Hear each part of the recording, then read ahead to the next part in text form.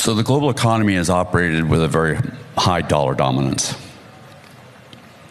With the current level of US debt, the previous weaponization of the dollar, the global economy is very scared of dollars, right?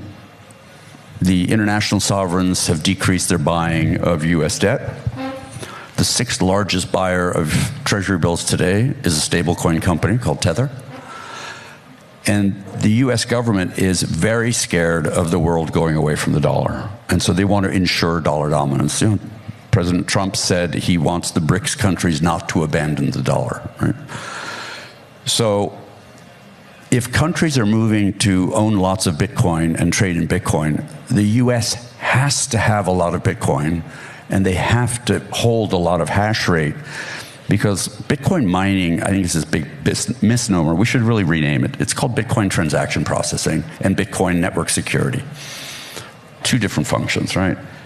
Because if the rest of the globe has 80% of the global hash rate, well, people transacting in the US with Bitcoin may be locked out of 8 out of every 10 transactions, or 8 out of every 10 blocks. And so it becomes of strategic importance for the US to have a lot of mining inside the country. To do that, we have to have much more liberal energy policies. We have to fix FERC and permitting and all these other things. But the US also has to build a very big strategic reserve of Bitcoin, because we have a strategic oil reserve not because we're short of oil in this country. We pump more oil out of the ground here than Saudi Arabia does. We have lots of gold in Fort Knox, not because the dollar's backed by gold. That ended 50 years ago.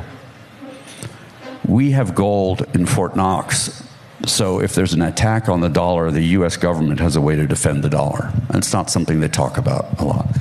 We have a strategic petroleum reserve, so the government can control the price of oil domestically, which is what President Biden did not too long ago. So we need a strategic Bitcoin reserve. Other countries know we know that. They know it, and they're starting to buy. And even countries where before there was a belief that Bitcoin is this bad thing are waking up to the fact that they need to hold some Bitcoin to make sure that they're not left out of this game, because the US government's intention is to inflate away the debt. And by that, I don't mean let inflation run rampant. They want the dollar to devalue. Right? The dollar index today is trading at about 1.06, right? It should be down at about 100, as it's called, right? Which is a even par to where it's been historically. So the dollar's overvalued right now. If you devalue the dollar, how do you do that? Some of you may have heard that the Trump administration has talked about creating a sovereign wealth fund. What happens when you take lots of dollars, sell them to buy other currencies to go buy and invest in other countries? The price of the dollar goes down. What currency is our debt denominated in? Dollars. How do you get the debt to go down? You make dollars less valuable in the world.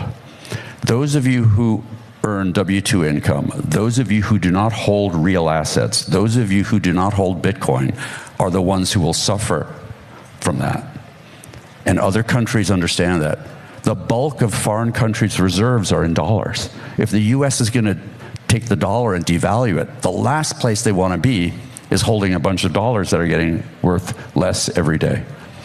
And so the only solution is something that is not controlled by central governments, and that's called Bitcoin.